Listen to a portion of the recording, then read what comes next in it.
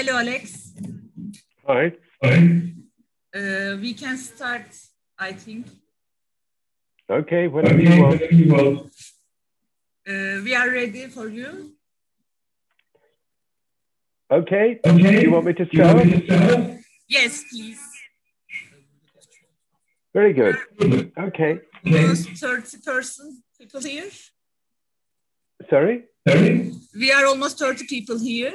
We are watching you live, and there is almost 30 people in the Zoom. Okay, excellent. Okay, we can start now. Okay. So I start, yeah? Sorry, okay. Hello, everyone. I want, first of all, to express my solidarity with the students and staff at Bogazici University, excuse my bad Turkish, in your struggle to retain the autonomy you need as a university. I don't know if it's any comfort, but you should be aware that this is a time when universities are under attack everywhere. And I would say they're under attack in two ways. First of all, you have government authoritarianism. I don't need to tell you in Turkey what that means, but we experience it in Britain. The Conservative government in Britain has just announced that they're going to appoint what they call a free speech czar for universities. It's interesting to use the word czar because the Russian czars weren't famous for being, liberal or democratic or anything like that. And it gives a warning because what they mean by free speech is really suppressing critical voices. You know, if people want to interrogate the bloody history of British imperialism, if they want to have courses changed to take into account the whole experience of imperialism and racism and so on and so forth, then this is a threat to free speech. So this is what we're facing in Britain, not as acute as what you're experiencing as Bogazici, but still a very serious threat. The second threat to universities is more insidious and systemic. It's the process of neoliberal restructuring, the transformation of universities into businesses that compete for students. And this process has gone very far in countries like Britain and is having an enormously damaging effect on the quality of education. We have neoliberal managements who really are not interested in the needs or wishes of either students or staff. And this has been shown in various ways, again in Britain, where they've mishandled the pandemic. So I feel very strong solidarity with you all. It's also a pleasure to speak to people at Bogazici University. My grandfather in the 1890s, so a long time ago, studied there when it was Robert College. So I have a sort of personal identification with it. I think I spoke for the first time at the university about 10 years ago, in person, not virtually like this. So it's a great pleasure for personal reasons to be speaking to you. Now, the title of my talk is The Age of Catastrophe and Revolt. You can say it's not a very cheerful title, but it's important to keep in mind the combination. Don't just focus either on catastrophe or revolt. Focus on the combination, catastrophe and revolt.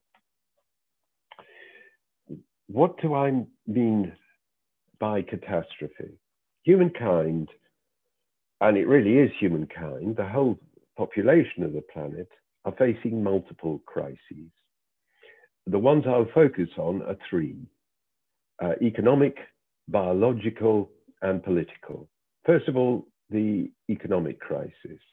The pandemic precipitated the biggest global economic slump since the 1930s. The 1930s, so-called Great Depression, were the worst economic crisis in the history of capitalism. This one may be even worse. We still have to see how it unfolds. In Britain, it's actually more severe. Britain is experiencing the worst slump since, I don't know, the beginning of the 18th century, for 300 years, although I don't think statistically that means very, very much. It was, as I said, precipitated by the pandemic, but at least in the so-called advanced capitalist countries, the crisis was waiting to happen before March last year, because of the deep weaknesses of capitalism in North America and Europe that became visible with the global financial crisis in 2007-8.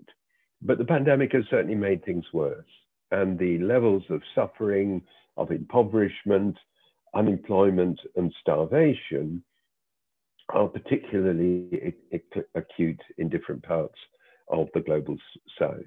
For example, the most precarious workers in the advanced countries, so-called, are migrant workers.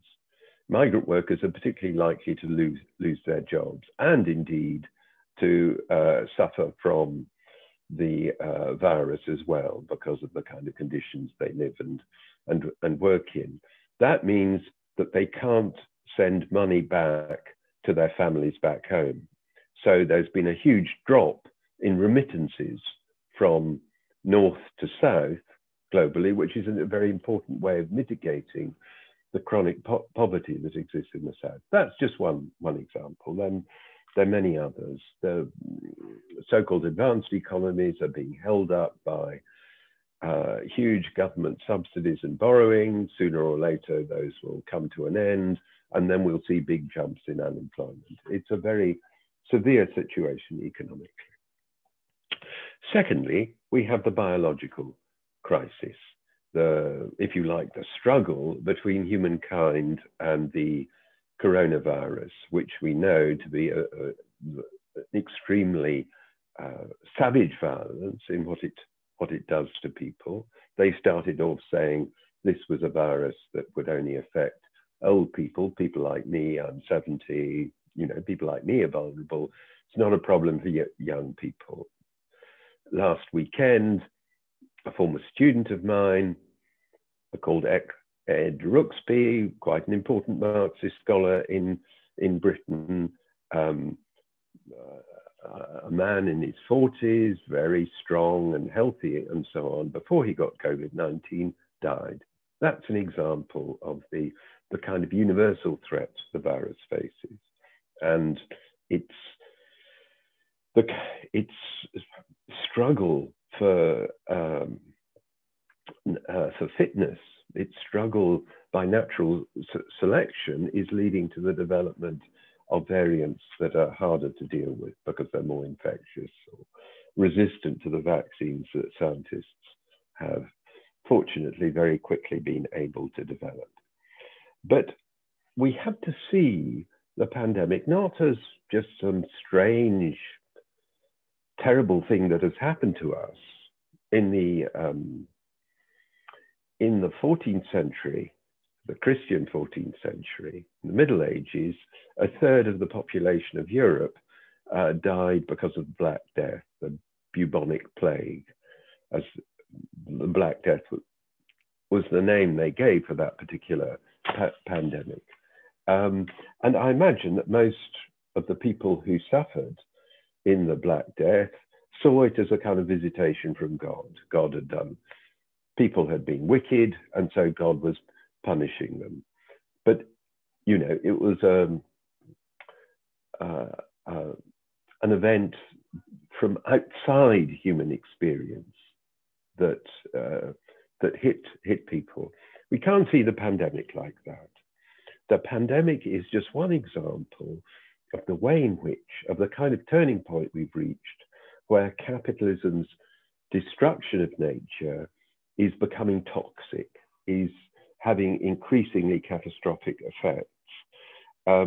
This is something that Karl Marx wrote about, most importantly in the third volume of his great book, Capital, where he said that capitalism introduces a rift in the metabolism between labor and nature. What he meant by that is human beings are part of nature. We interact with the rest of nature. We have what Marx calls material interchanges between us and the rest of nature via our labor. So this is what Marx means by the labor, the metabolism between labor and nature. But he says this is breaking down under capitalism, or capitalism is breaking it down. The example he mainly uses is the damaging effect of the chemicals used to increase or maintain output in agriculture. But we know the rift takes many other forms, most pervasively the process of climate change, which I'll come back to. In the case of the pandemic, what we see is the way in which the neoliberal integration of the world economy, sorry about that, the neoliberal integration of the world economy, you're safe from my sneezes because I'm separated from you virtually. The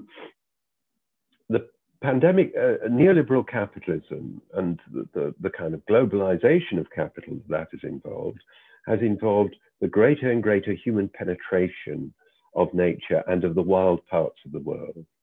And this means that human beings and their domesticated animal populations interact more with wild species that often act as an incubator of viruses like COVID-19. So, and then, you know, once the virus makes the leap from whatever it was, bats to human beings, then the global integration of capitalism means it spreads very quickly from wherever it started to the rest of the world. But there are other catastrophes. Now, I want to use the example of what's happening in Texas, in the United States. Texas famously is one of the biggest American states. It's also one of the richest. Why? Because it's got oil and natural gas. And this has lifted its fortunes in the 20th and early 21st centuries. At the minute, people in Texas are largely without clean water, without heating, without electric power. There are millions of homes that have been deprived of these in the past few days. This is because there's been what we Anglo-Saxons call a cold snap. The weather has been much colder in that part of the United States, and this has led to a breakdown of the power system. But this isn't just an accident. It reflects two things. First of all, climate change, and we have to see climate change as a consequence of what Marx calls the capitalist accumulation process, the development in particular of industrial capitalism reliant on the consumption of fossil fuels, starting with the Industrial Revolution 2 centuries ago, but in the 20th century, in particular because of our reliance on or capitalism's reliance on the internal combustion engine and its relentless appetite for fossil fuels. Now, climate change produces more extreme weather events. Extreme weather events, whether very hot or very cold, become more frequent as a result of climate change. So we've had, in 2019, we had terrible floods in East Africa that destroyed quite a big African city, the port of Beira in Mozambique. Then we have had the wildfires, first in the Amazon And then more recently in Australia, in the Western United States, last September, the great city of San Francisco, it was dark at noon because of the smoke from the wildfire. I contacted at the time the great American eco-Marxist John Bellamy Foster, who lives in the West Coast of the US in Oregon, and he and his family had to take refuge in Portland, the main city, because of the extent of the wildfires that were taking place. So extreme weather events, in this case, the cold snap in the central United States in Texas is one factor behind what's happened.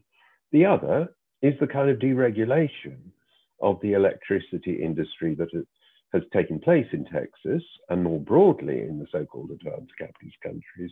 In Texas, one of the main architects of this deregulation was a certain governor called George W. Bush, who went on, of course, to destroy Iraq, but he did a pretty bad job in Texas as well, because it led to a power industry dominated by firms that seek to cut costs as possible and reduce energy prices and then therefore get customers.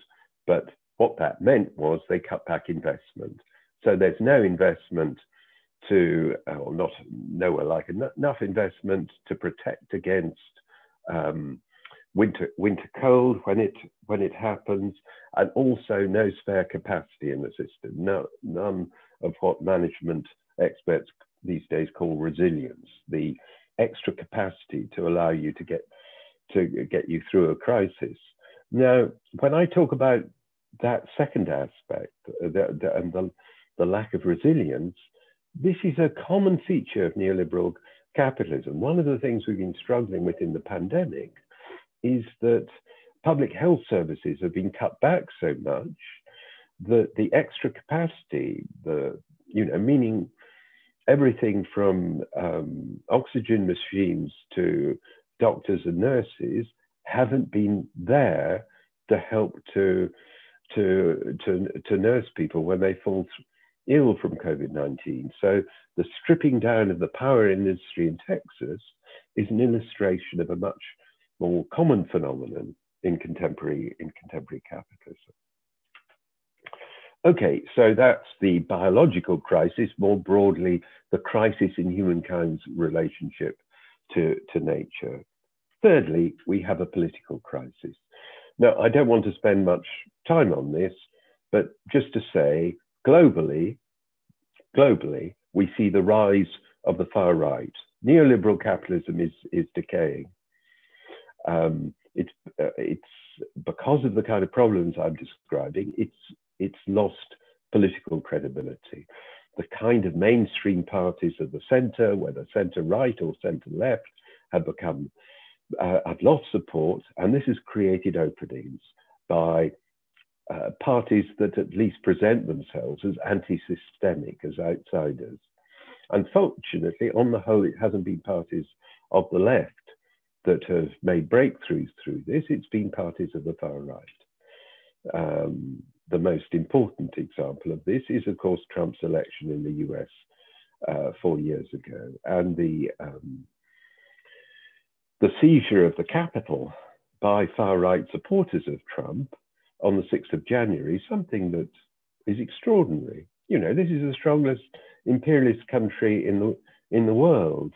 You know, it's had peaceful transitions of power ever since it was set up in the 1780s, and suddenly you have this mass of nasty, armed, right-wing people who are able to seize control of the building where its parliament, the Congress meets. This is a warning of the advance of the far right and of how the fact that Trump lost the election in November doesn't mean that the threat of the far right in the United States or indeed anywhere else has gone away. So we have a profound political crisis as well. Now, what I want to emphasize that this is a qualitative shift. So for decades, scientists, ecological activists, Marxist political economists, various critics have been saying, look, if we allow, for example, the process of climate change to continue, this will lead to catastrophe. But those were forward projections. Catastrophe will happen in the future. Now, the catastrophes are here. They're happening all around us and affecting our lives in all sorts of ways, very obviously, with the pandemic and the social distancing, the isolation, the lockdowns, the fear, the suffering, the bereavement. But simultaneously, with the catastrophe, we have revolt. So I said an age of catastrophe, but also an age of revolt. And we've seen this very clearly in the last couple of years with the kind of movements of protest that have seized a number of societies.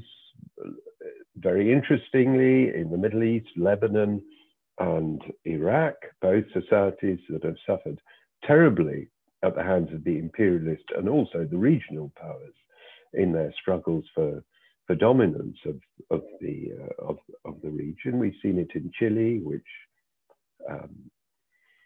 has suffered itself very badly, first from the military coup in 1973, and then from the neoliberalism that the generals brought with them, or the generals' advisors did. We've seen, for example, the risings in Algeria and Sudan, so showing that the coup by Field Marshal Sisi in 2013, or the destruction of Syria and the civil war, didn't end the Arab revolutions. The Arab revolutions continue. We've seen other movements starting a bit earlier than 2019, the Gilets Jaunes protest movement in France. We see a diversity of different protest movements. What's interesting is the revolts have continued into the pandemic. One very good example, I think on the whole the most important example, is the Black Lives Matter movement in the United States. A black man is murdered by the police in Minneapolis in last summer, and this leads to an explosion that's not just about the racist brutality of the police, but more generally the systemic racism that is deeply embedded in American society and the American political order, that sweeps not just through the US, but that wins solidarity in other parts of the world. For example, in Britain, there was a very extensive solidarity movement last summer, which led to these great moments when the statues of, for example, a famous slave-owning merchant called Colston in the city of Bristol, which was one of the main beneficiaries of the slave trade in the 17th, 18th, and 19th centuries. Colston statue is torn down. And this is just an example. There are lots and lots of others. So the pandemic didn't still the voice of protest. We see this again in France with the continuance of the Gilets Jaunes movement and big movements of social protest, movements of opposition to the Macron government's increasingly repressive policies. I mean, the Macron government now takes seriously the idea of what they call Islamo-leftism. You know, there's a conspiracy by Islamist radicals and Marxists, which, you know, you have to be just completely intellectually and politically illiterate to believe such nonsense, but they're acting on it and there's resistance to it. In Greece, you have the jailing of the leaders of the Golden Dawn fascist party, in which the very lively and powerful anti-fascist and anti-racist movement in Greece made a very powerful role. So you have revolt intertwined with catastrophe. That's the way I define the present situation. Now, the revolts in turn feed into the crisis. So you know, the far right in the US reacted ferociously to Black Lives Matter because at the core, of course, the far right are deeply racist, not just against Black people, anti-Semitic, Islamophobic, and so on. So their worst nightmare is when Black people and not just Black people, Latinx people, white people and so on come together to oppose racism. So they mounted counter demonstrations, armed attacks and so on. And if you look at the films of the storming of the Capitol on the 6th of January, you see Confederate flags all over the place. In other words, the flags of the slave states that tried to secede from the United States in 1861, after Abraham Lincoln was elected, and who were defeated in the following civil war. This is a symbol almost as bad, maybe as bad in its way as the Nazi swastika, of the most profound kind of racism. So there's an interaction between the revolts and the far right. There is a struggle going on. There's a really powerful and dangerous battle going on. So I would say we're caught between horror and hope. The horror is all around us and nearby now. It's not just something distant for anyone. But the hope is there in the kind of movements from below that we've seen, in the resistance that is taking place. But for the hope to be real, for the hope to be fulfilled, the kind of movements I'm talking about can't just be movements of protest or even movements of resistance, important that is. They have to represent, they have to become a fight for a different kind of world. Because this world, the world of capitalism, is coming to an end. So the question is, what comes next? What comes after capitalism? That's the issue that we confront today. Now, if we're talking about getting rid of capitalism, we need politics and we need organization. We need politics, and I don't just mean politics in the sense of making speeches like I am or engaging in maneuvers and that kind of thing, which is what professional politicians mainly do. I mean a kind of politics, a different kind of politics that is rooted in an understanding of what is wrong with the world, and in particular rooted in an understanding that the problem is capitalism. Capitalism is a system that Marx showed is founded upon the exploitation of wage labor, the exploitation of workers, and a worker is anyone who, because of their economic conditions, their lack of security, what sometimes these days is called precarity, but it's a precarity that everyone in the working class shares in a fundamental way, because of their economic insecurity, is forced to sell their labor power in order to live, and therefore ends up being exploited by the capitalists who have the money to put people to work by getting them to produce things or perform services or all the other things that workers do in capitalism. And we've seen in the crisis caused by the pandemic how important are the apparently modest and unskilled manual workers who pick the food, drive the trucks, carrying the food to the supermarkets, who stack the shelves of the supermarkets, who drive the buses, who clean up after us, because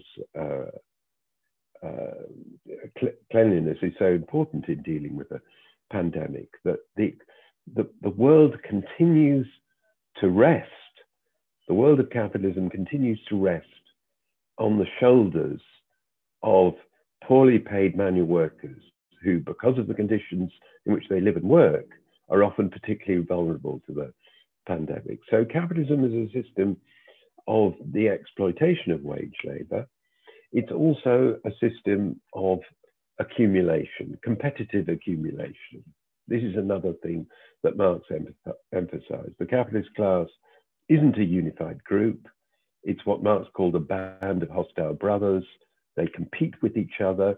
Each capitalist, each group of capitalists, each so-called nation and its state trying to grab as big a share of the profits that are extracted from workers for itself. And this is, as much as the exploitation, the accumulation is the problem, because accumulation because it's driven by competition, is a blind process. Capitalists are constantly looking to their rivals to see if they're more efficient than them, if they've come up with a better technique or a better product than them. They're continually comparing themselves with their rivals. No one, it's inherent in capitalism as a system that there's no point of collectively looking towards the future of society as a whole. So capitalism is a system that is pushed ahead blindly by this process of competition. And this process of competition is driving us off a cliff. Now I'm mixing the metaphors, that producing catastrophes that are both economic, but also biological, as I've tried to show. But again, to go back to Marx, because so much of what he says is more relevant now than when he wrote it back in the 19th century. People who say that Marx is an outdated 19th century thinker haven't read Marx or looked at the world in which we live in today. Marx says that capitalism, it's one of his most famous sayings, also produces its own grave diggers. In other words, that when we talk about the exploitation of capital, the exploitation of wage labor by capital, it's easy to see the workers just as victims. Here they are, being paid badly, lousy working conditions, unsafe working conditions, all sorts of bad things, bad housing, and it's important, as Marx did for his time, to document all those bad working and living conditions and so on. But the other side to exploitation is that the workers, through this exploitation, are providing capitalists with the profits on which they depend. In other words, the relationship of capital and wage labor is a relationship of interdependence. The workers need the capitalists, they need the employment, the wages they get from the capitalists, but the capitalists need the workers. Without the workers' labor, the capitalists can't get their profits. This gives workers power. If they become organized and self-conscious, they have the power to change the world. And it's the workers who represent the hope of the world. They represent the real future. So that Marx's vision of socialism is a transformation that comes from below. Workers emancipating themselves. No one doing it for them freeing themselves through a fundamentally democratic process. Now, because of all sorts of defeats that we experienced in the 20th century, the working class movement isn't as strong as it really needs to be. But that lack of strength isn't fundamental. Workers have enormous power. It's simply a question, as I said before, of becoming organized and self-conscious. And organized socialists have a role to play in this. That's why I talked about organization. It's necessary for socialists to organize, to contribute to the process through which workers become self-conscious and come to see that they have the ability to change the world and to save us from a future that will be otherwise simply catastrophe after catastrophe. So what individuals do, if they come to band together in an organization that works systematically to win workers to socialism is very, very important. And that's why I'm very happy to speak in association with my friends and comrades in DİSİP, in the Revolutionary Socialist Workers' Party in Turkey, because I think what they're doing is very important. And if you find what I've been saying at all persuasive, then I hope you will join them, join us, in helping to save us all from a future of catastrophe. Okay, I'll stop there.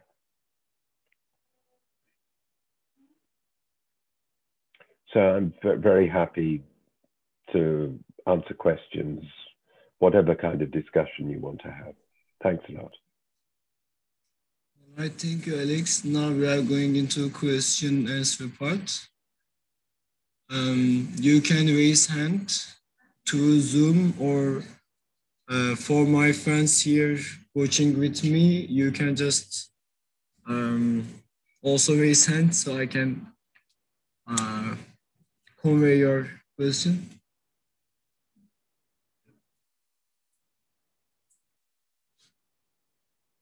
Any questions? Right, then maybe I can ask you one. Apart from the last thing you have said, what do you see, what shall we do? I mean, what shall we do in the face of this emerging crises and the situation with capitalism in a global sense? Or, I mean, do you consider these protests to express these problems locally, or do you see this solidarity to, to rise globally? What do you think? How do you project it?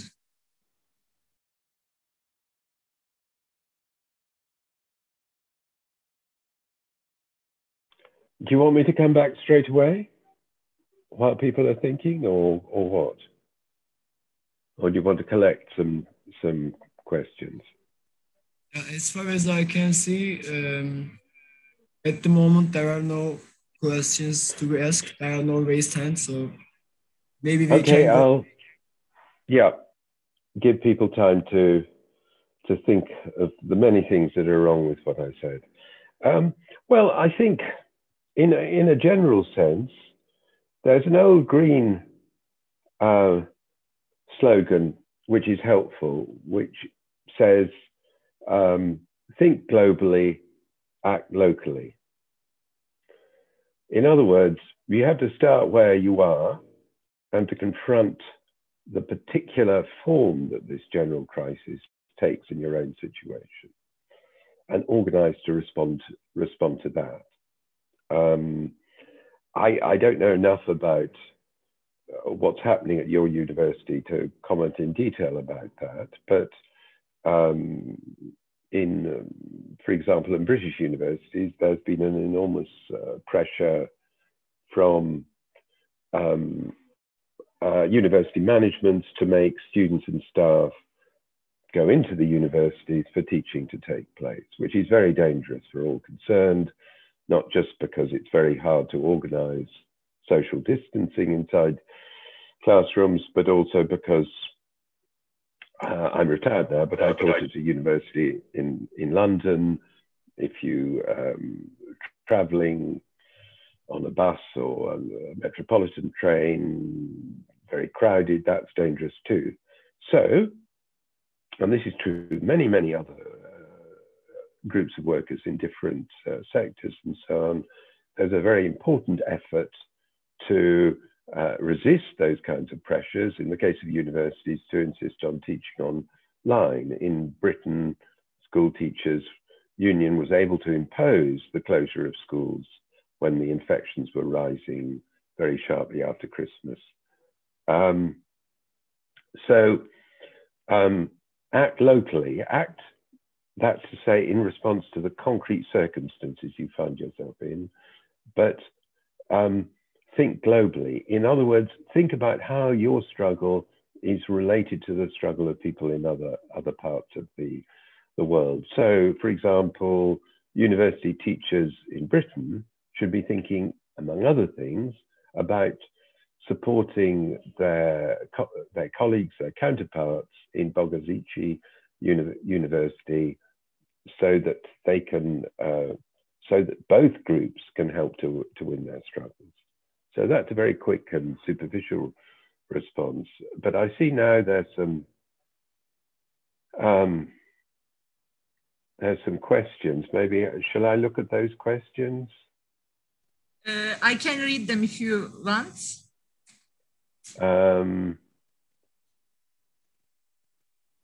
Okay, there's a question about the relevance of socialism.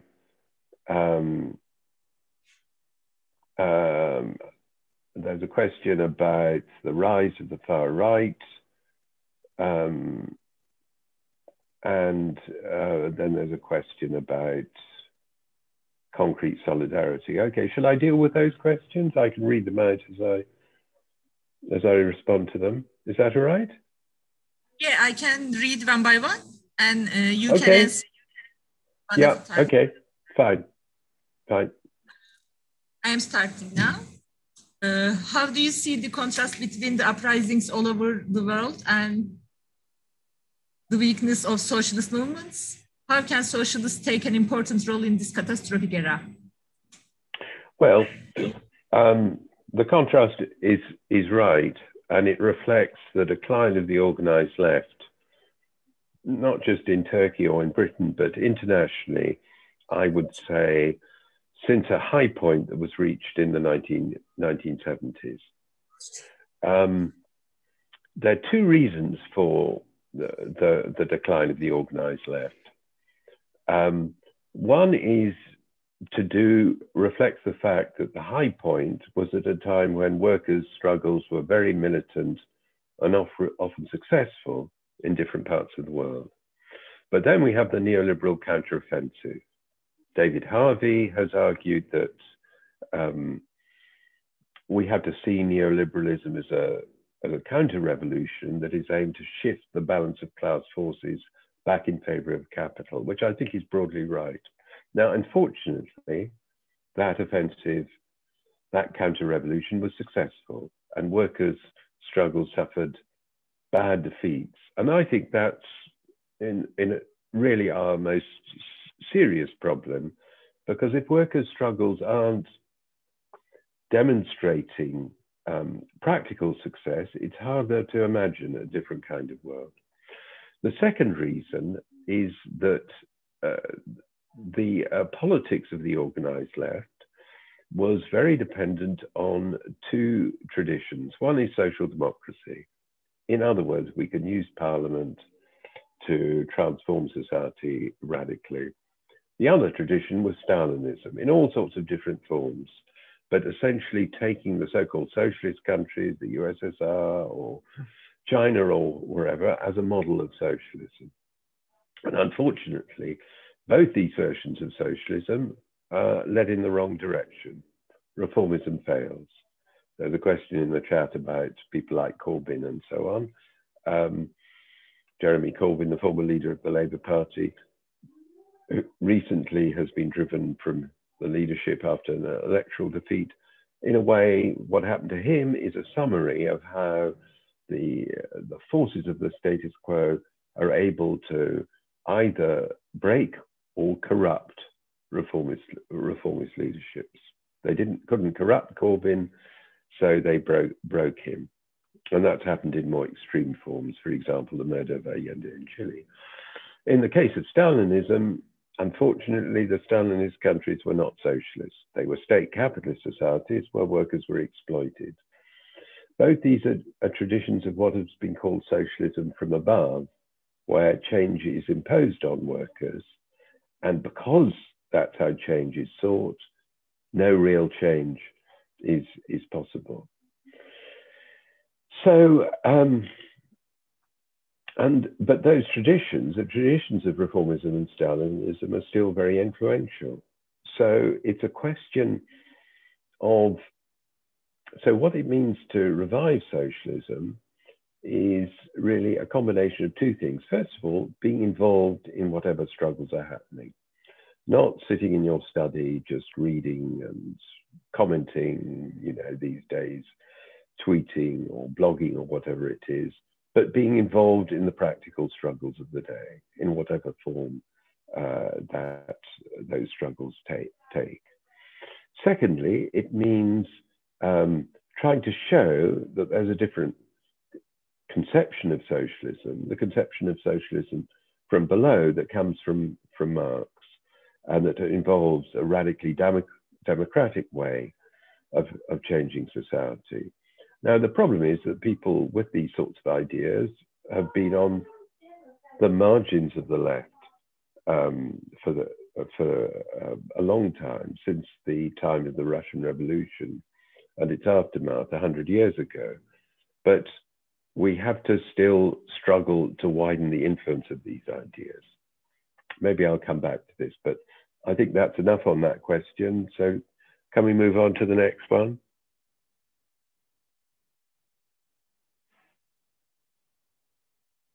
Rumasa, can we move on to the next question? Yes, of course. I will read one of the YouTube commenters' questions, and we are looking to the time to order the questions. Right. Okay. Okay. How do you comment on the tie between catastrophe and scientific development? Do you think these types of crises might lead growing interest in science? Sorry, could you repeat that? I didn't really understand it. Of course. How do you comment on the tie between a catastrophe and scientific development? Do you think these type of crises might lead growing interest in science? Growing interest in science? Yes. Science, okay. Well, I mean, what Marx said that under capitalism, science becomes a force of production. In other words, to achieve the increases in productivity and profits that are really what capitalism is about,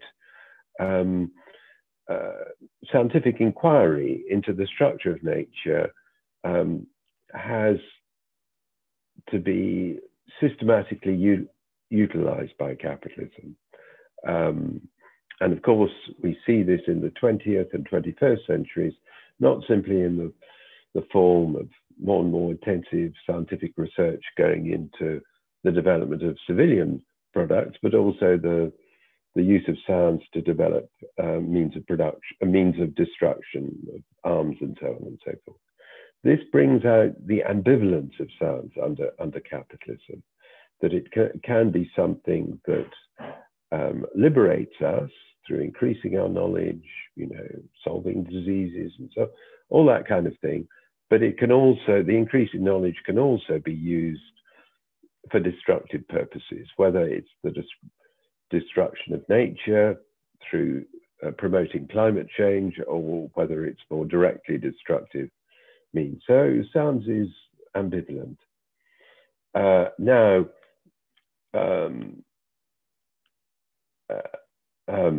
the pandemic shows how useful science can be, because first of all, you have the very rapid identification of the virus, and then you have these extraordinarily rapid development of different kinds of vaccines. The problem is that these scientific, you know, this in a way incredible tribute to the capacities of contemporary scientific research when they're mobilized in a desirable goal, also show how everything is shaped and distorted by capitalism. So the vaccines have largely been developed in alliance with big pharma, with the big pharmaceutical companies, and big pharmaceutical companies do nothing for free. I mean, the one exception might have been the Oxford University vaccine, but they wanted just to, you know, develop the vaccine and offer it freely to whoever wanted to use it. But they were persuaded by that great philanthropist, Bill Gates and his foundation, to link up with a big pharma company, AstraZeneca. And so the vaccines are very much in the control of a big pharma. But secondly, as I'm sure we all know, the rich countries, Britain, Europe, the United States, have bought up huge quantities of vaccine doses, far more than they need for their peoples, whereas governments in the global south, because they're much poorer, haven't been able to get access to anything like the vaccines the number of vaccines that we need. So this symbolizes the gap, the ambivalence of science in the contemporary world. Science is an enormously valuable resource. I mean, I should say simply because of the deeper understanding of the world that it can offer, but also in very practical terms like the vaccines. But the development of the sciences is distorted by the framework in which we operate, the capitalist framework. So in a way, one of the things that achieving a communist society, a class society would be about is not just liberating human beings and in a certain way liberating nature, but also liberating science. I think that's all I have to say on that topic. I will read Hilmi Uyar's question now. Okay. You mentioned the rise of far right, but it doesn't seem like a total rise, which is based on the defeat of the international working class. So the current phenomenon differs from the rise of classical fascist powers like Salazar, Franco, Mussolini, or Hitler. It seems like this relative rise is based on the defeat of the reformist policies, which are represented by Syriza in Greece, by Podemos in Spain, by Mélenchon in France, by Corbyn in England, by Sanders in USA, by Workers' Party in Brazil, etc. To sum up, is it possible to say that this relative rise of the far right is actually a punishment of the masses to the reformist parties? And if it's the case, what is the political balance sheet of the respect experience of England, according to you? Because if I remember it correctly, if I remember it right, you promoted the respect experience as a new strategy of building of revolutionary alternatives. Okay, I think it's absolutely true that we haven't faced the direct defeats that we did in the interwar years. Say the defeat of the German Revolution between 1918 and 23, the defeat of the factory occupations in Italy in September 1920, or a kind of defeat, physical military defeat, that the left in Spain suffered during the Civil War in the second half of the 1930s. So the scales of direct defeat have been less acute. I think that though we can say that over the last generation, there's been a process of attrition, defeats of particular groups of workers, but also restructuring of working conditions, erosion of trade union organization, which have certainly contributed to a shift of the balance of class forces in favor of the bosses. I would say, how much can you hold left reformist parties? Incidentally, I don't think the Workers' Party is a left reformist party. It's much more like New Labour under Tony Blair, or the SPD in Germany, but that's a fairly minor thing. I would say, as I said before, we see the progressive breakdown of the neoliberal centre, whether centre right or centre left, really since the global financial crisis. That created an opportunity for left-wing alternatives to grow and to develop, but to the extent that they did, that they failed. the most important example of the failure is Syriza in Greece, the coalition of the radical left, which, as the name suggests, had very much a militant background in its formation and history, but which, when it finally got office in January 2015, behaved like a conventional social democratic government and capitulated to the European Union in implementing austerity and so on. So we, and this is partly what I meant by saying that the traditions in different ways of reformism and Stalinism continue to hold back the working class movement today. If we're talking about, and that then made it easier for the far right to make the kind of advances that they did. But yeah, we're not in January 1933, when Hitler came to power. The far right are, still relatively weak forces. That's not a reason for being relaxed about their advance. It's a reason to stop them now, to break them now, while they're still comparatively weak, to mobilize against them now. In Britain, we've been relatively successful at holding back the organized fascist organizations that have risen successively at different points since the 1970s, because we mounted mass mobilizations, for example, with the Anti-Nazi League in the 1970s, to stop them at their embryonic stage. The problem is that capitalism constantly creates conditions for new fascist movements. So if we really want to end fascism, we have to get rid of capitalism. Now, just on the question of respect, which is now a slightly antiquated question, if we want the revolutionary left to become more influential, that means that we must look for openings that can involve the collaboration between revolutionaries and reformists. That's really what we tried to do with Respect. The Socialist Workers' Party in Britain tried to do.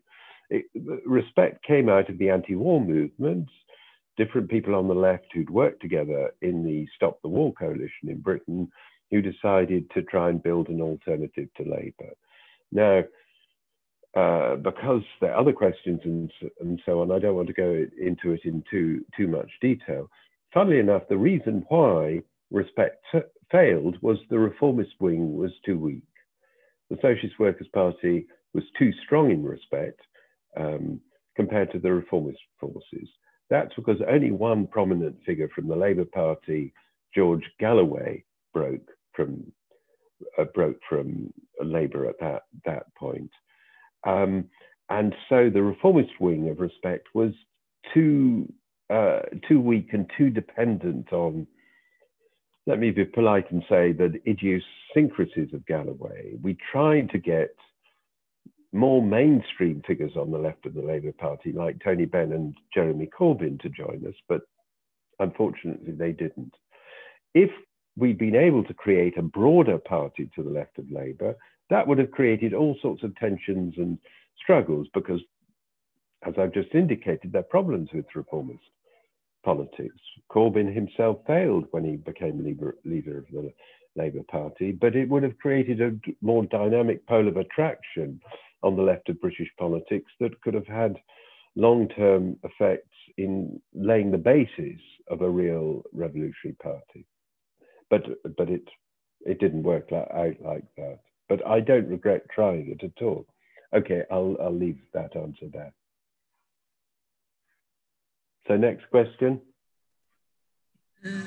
Okay. This is Yıldız Silier's question. Can you give us some concrete suggestions about how to develop international solidarity, especially with regards to saving universities from authoritarian pressures and neoliberalism? Can there be sanctions against oppressive governments? Just on the question of sanctions, who's going to mount the sanctions? Where are they going to come from? Who's going to organize the sanctions? I mean, I think that that's a critical question. Again and again, it's a question of agency. This is particularly important when it comes to sanctions, because it's now sanctions are now a powerful tool in the diplomacy kit of the United States. And they use it against governments which they say are illiberal and so on and so forth. But it's quite, if we look at who they actually target, it's people who are states that are outside the US sphere of influence. So they target Russia, for example. There are lots of bad things the Russian government does, but I don't need to tell people in Turkey that the Saudi Arabian regime does lots of bad things. It doesn't get targeted for sanctions, despite those bad things, because it's part of the American nexus of alliances.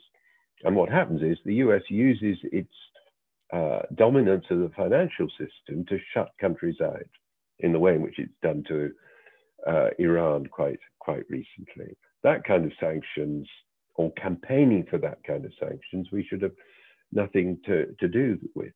Campaigns of boycotts that are organized by workers are a different thing. And there's a good tradition, for example, among dock laborers, which are traditionally a very militant group of workers, of refusing to handle arms, for example, arms for the fascists during the Spanish Civil War, in boycotting apartheid South Africa, and so on and so forth. So if you like, sanctions from below, if they can be organized, are much more effective. Short of that, solidarity among different groups of workers in different countries, or indeed among students, is something that I think is important and that can be achieved. I mean, I've been part of efforts to provide solidarity for academics in Turkey, for example, who are subject to enormous pressures by the present government. But it's important. So I'm not saying it's easy to organize international solidarity, but it's possible. And it shouldn't be confused with sanctions, which bring in capitalist interests, which all are invariably against the interests of the people that you're trying to help. I think that's all I would say about that. I will read another one from YouTube. It is Ayşe Yılmaz's question. And I think she means that your speech, not the answers, by saying circumstances. I am reading it now. Do you think establishing a communal democratic nature-based system is possible under these circumstances? Sorry, you're going to have to read the question again. Okay. I'm really sorry. Do you think establishing a communal democratic nature-based system is possible under these circumstances? A communal democratic-based system? Is that a communal democratic-based system? Yeah? Yeah. Yeah, fine. I think it's possible to create elements of democratic organization from below. That's true, for example, through at least sometimes student unions. It's through the trade union movement, other forms of communal organization that sometimes involve alternative forms of production, like the cooperative movement. I mean, the cooperative movement, for example, started in the 19th century. Marx was aware of it and was sympathetic to it, in particular to its goals. So yeah, we can create democratic spaces within capitalism.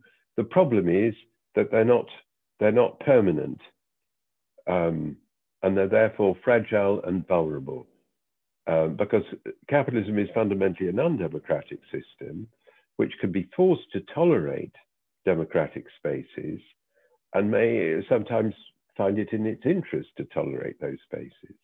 When its interest changes, when the balance of forces changes, then it can move against those spaces and seek to crush them. That's why you know, one way of describing socialism is it's a struggle to not simply defend existing democratic spaces, but to widen them as far as possible. But ultimately, that means overthrowing the existing system, breaking the power of the capitalist state. As long as we don't do that, then those democratic spaces will be vulnerable. But sure, it's a great thing to build those spaces, you know, as circumstances give you an opportunity to do that and to strengthen the existing spaces.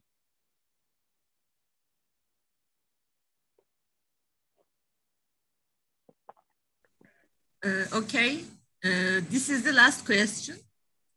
Okay. This question coming from Tinkerbell from YouTube, and now I am reading it. How can a socialist society escape to totalitarianism? Oh, well, that's a classic question. How can a socialist society escape totalitarianism?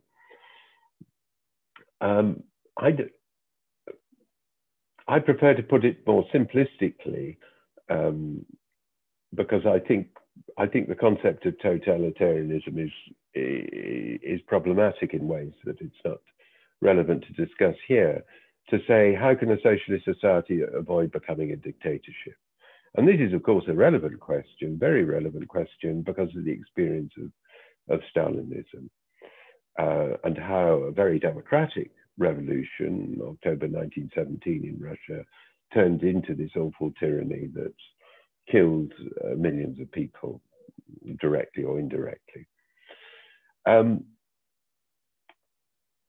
Marx said, human beings make history, but not in circumstances of their own choosing. So in Russia in 1917, you had this great democratic breakthrough.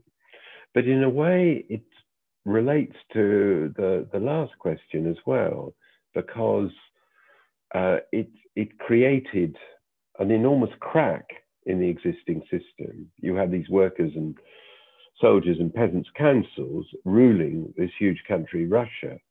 But the rest of the world was much bigger, and Russia was much less economically developed than, say, Western Europe or the United States. And the leaders of the Russian Revolution, like Lenin and Trotsky, were very much aware of this weakness, and therefore they pressed to spread the revolution internationally, so that the crack in the system got wider and wider until the system broke apart completely. Unfortunately, that was unsuccessful. I referred to, for example, the defeat of the German Revolution in the early 1920s, but also, very important, the defeat of the Chinese Revolution in the mid-1920s. And that meant that the pressure of global capitalism was closing the gap. The form, and the gap closed. The crack was covered over. The thing that puzzled people was it didn't take the form of open counter-revolution. It wasn't like General Franco and his fascist-supported army destroying the Spanish Republic by marching into Madrid and Barcelona and so on.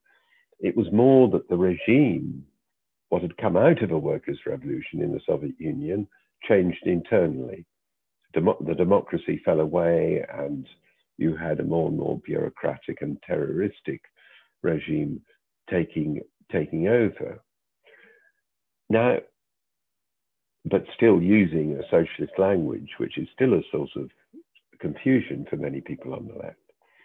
Now, so there, human beings made history, but in circumstances that eventually overwhelmed them. And it's the circumstances, it's the objective pressures from the capitalist system that are the real force behind the different forms of authoritarianism and dictatorship that we face. So that means that when we make a breakthrough somewhere, we have to learn the lessons of the Russian Revolution and make sure that this time the breakthrough spreads, the crack widens until the existing system disappears. Now, it's easy to say that, you know, people like Lenin and Trotsky and Rosa Luxemburg and so on were far greater people than me, and they didn't succeed. So it's really difficult to do this, to achieve global socialist revolution, which is really what we're talking about. But that's what we need. That's what will ensure that the revolution remains democratic and self-governing. And it's very important to be clear about what we need, because the threats to us, the swelling catastrophes, are very real indeed. I'll leave it there. There is another question from Zoom. I am reading now Banu Can's question. How powerful are university workers' unions in the UK in the face of neoliberal and authoritarian pressures? Well, one of the good things about the neoliberal period in universities in Britain is that it's led to a growth of serious trade unionism, because traditionally academics didn't regard themselves as ordinary workers. We were professionals, you know. When I first became an academic, we didn't have a union in my sector. We had a professional association. Because it was too low grade to have a trade union. But the neoliberal restructuring of universities has broken down those sorts of barriers. So we have a union that is large and it's been growing, the university and college union. And it's mounted two national strikes, one in 2019 and a second in 2020. Both strikes involved a lot of militancy and very good active pickets and solidarity between teachers and students and so on and so forth. So they were very positive in lots of ways. The first strike in 2018, I think, was much the more successful, partly because it's achieved some, not enough, but some concessions from the employers. But also because it drew much larger numbers of people into union activism. That led to a change in the union leadership, involving in particular the election of a general secretary who'd been active in the strike and so on and so forth. But unfortunately, the leadership of the union, if anything, became weaker for reasons I don't fully understand, but it became politically weaker. And the leadership was much less enthusiastic about the second strike and allowed it to end in confusion as the pandemic developed, but also failed to take a good lead in protecting university workers against what the university managements were trying to do, which, as I said before, involved trying to force university workers and students back physically into university in very dangerous conditions. This contrasts unfavorably with the school teachers union, which took a very firm stance at the beginning of this year when the government had forced the reopening of schools. This had led to a rapid rise in infections and increasingly dangerous situation, and the University Workers Union insisted that on safety grounds that the schools were closed, and the government gave way, and it forced the government to introduce a much more extensive lockdown, which has at least temporarily improved the situation. So there's a mixed record in the case of the university and college union, but I hope, I'm retired now, so I'm not directly involved in the struggle anymore. But I very much hope that my comrades and colleagues who are working in universities will learn from the example of the school teachers union, because that's the way to go in the face of the pandemic.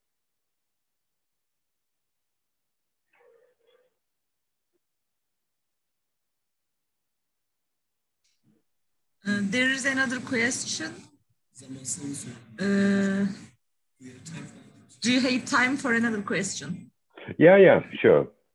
I think it'd be good to finish soon, but yeah, no, I'm happy to answer another question. Okay, I am reading then. Eda Deniz's question. We all know how important universities are for a country, and there is one-man management in our country. In these conditions, there is no scientific study or freedom of opinion, etc. How long will this continue? This way, they are taking our country. Sorry.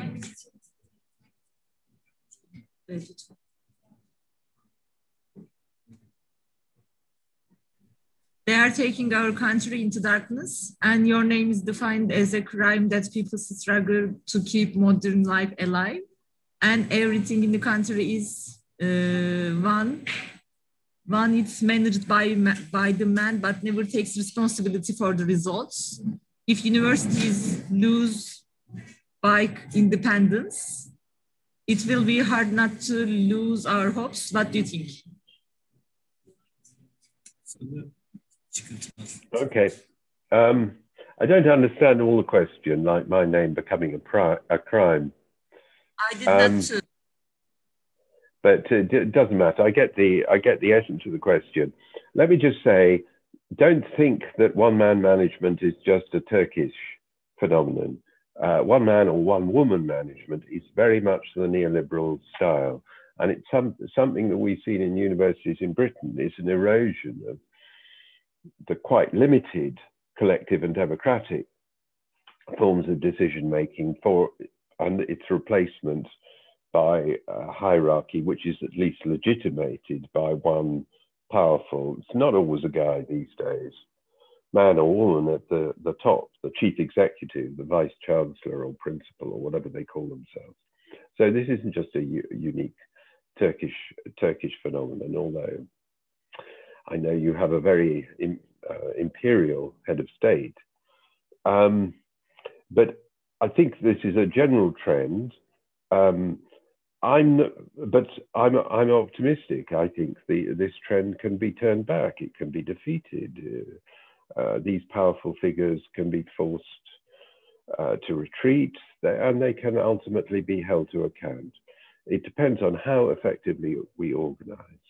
And that isn't a technical thing, but it's about involving as many people as possible, growing numbers of people, as far as possible, self-organized, can develop the power to defeat these kinds of moves.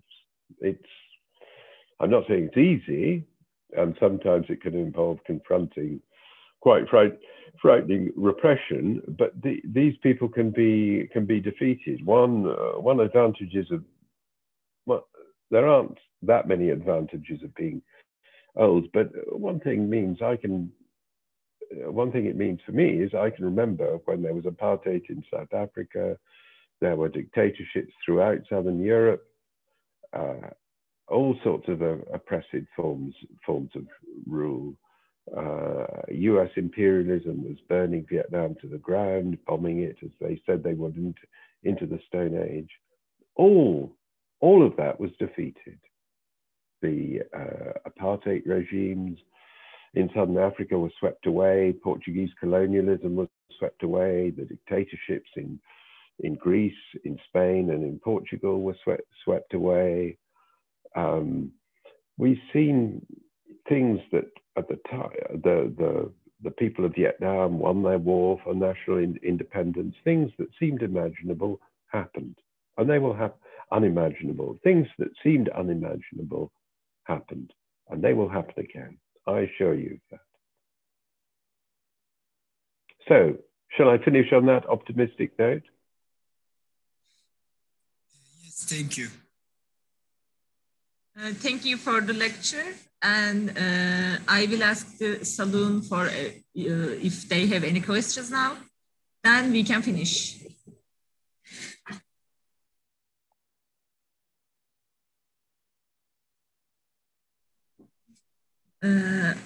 I think there is no question. So thank you very much. Thank you. Thank you. Have Good luck to all of you. Thank Good luck you. to your struggle. You too. Thanks. Have a nice day. Okay. Bye then. Bye. Thanks. Bye.